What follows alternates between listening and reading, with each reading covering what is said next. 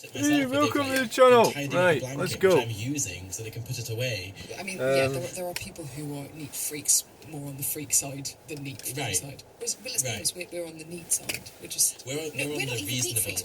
We're just reasonable. And while I'll always be reasonable and they'll always be wrong, perhaps we should meet in the middle somewhere. Or Michael, maybe they're just free riders and we don't need right, cheats. so get plugged in. Let's be honest, cheats or free riders exist in all. This actually sounds quite interesting. Some people who just whatever. Right. And it's not So necessarily like a negative thing. Like we see it as there's like, nothing going. Yeah, welcome to the channel. Welcome. Right. So we've plugged in there. But it's also, if it's human nature, it can't really be a bad thing. This is actually kind of interesting. Hey, welcome. I remember reading about an experiment with bees.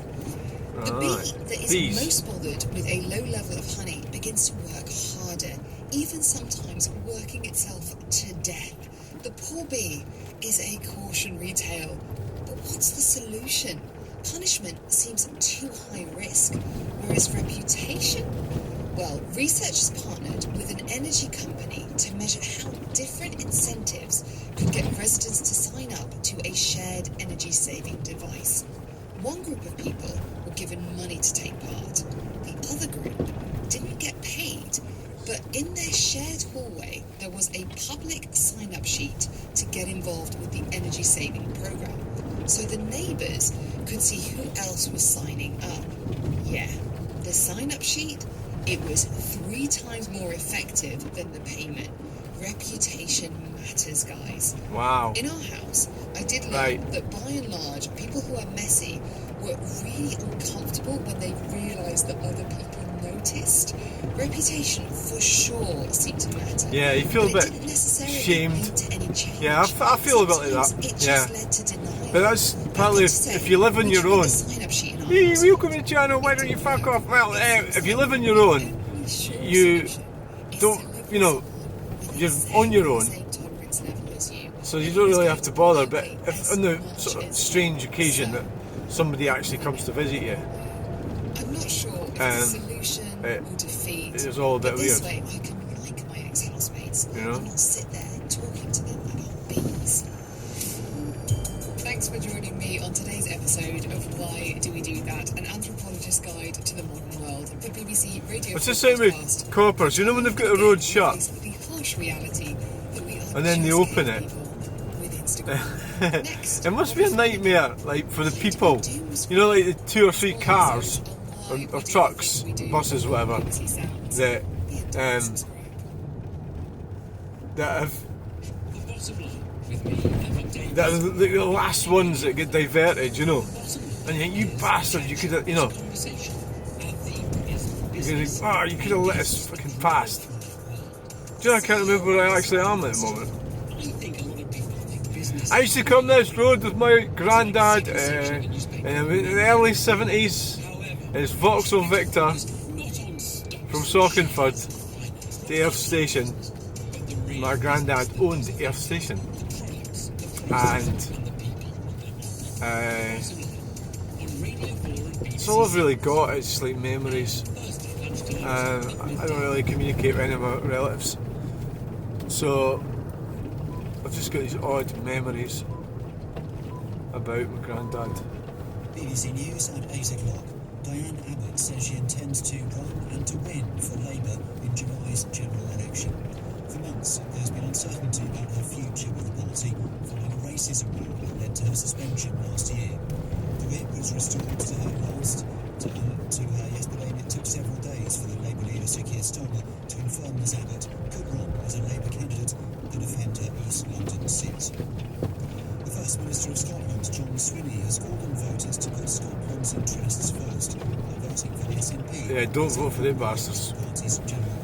Don't vote for any of them, but especially not SNP. Western candidates at a rally in Glasgow, but Westminster decision-making that meant austerity, Brexit and a cost of living crisis being imposed on Scotland. Ha! Yeah, by the SNP. At the age of 41, the club's announced. The former rugby league star, hailed as one of the greatest in the sport's history, was diagnosed with motor neurone disease in 2019. That's horrible, motor neurone disease. I knew somebody that died of that. when I was doing the care job. And services to rugby league. He said he hoped it managed to improve people's lives. Some dumpling said that there's no payment on that nutty commuter, idiot. There's fucking payment all the way to Plain to... I don't even know if it might even be all the way to Falkirk for all I know. I can't actually remember. But there's pavement all the way. Election that's almost certain to result in the country's first female president, follows a violent election campaign during which the government says more than 20 local candidates were killed. Other sources put the total at 37.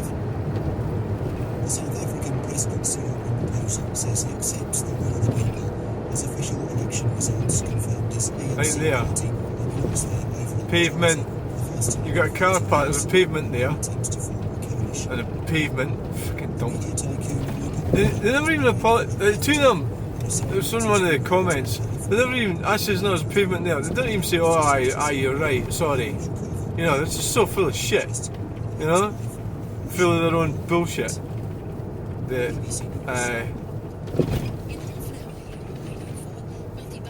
fucking idiots. You know? Full of fucking crap.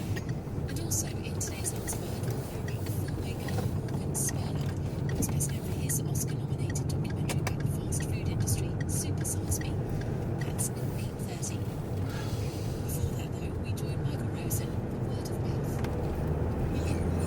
The experiences I had when I dropped my children off at school was watching a playground football kick about before school started.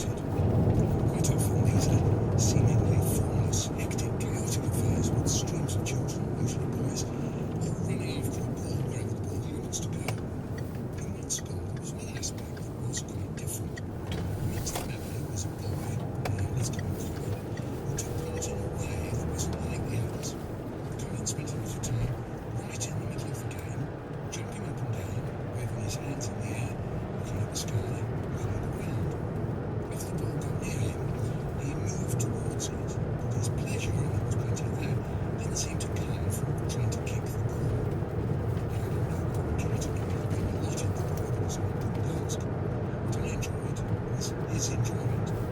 He so evidently loved being part of his game every morning. Then more than that, the other children accepted him as part of this hectic play. He was I don't know who that is. Is it Begoines? No, actually no. Don't know. I don't know. So there we go. That's the end of today's videos. And thanks for watching them all. This is the last one. They're all higgledy-piggledy, and you know the way I do it. I just like chuck them all on. And I don't think there's anybody who watches them all because there's too fucking many of them in there. And some of them are pretty shit. Some of them are alright. But anyway, I thank all my followers and fans and idiots that watch this. Sorry, I just called my fans idiots. Right, that's not really fucking friendly, is it? You know? That's quite antisocial. You can't seem to get yourself sorted out.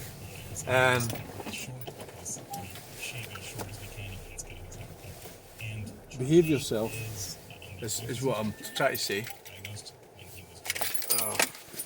Oh, you don't need to take the seatbelt off. Right. Thanks for watching. Bye!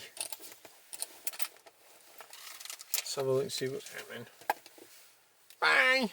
Bye! The keys are out the ignition. Liar. Yes. Oh.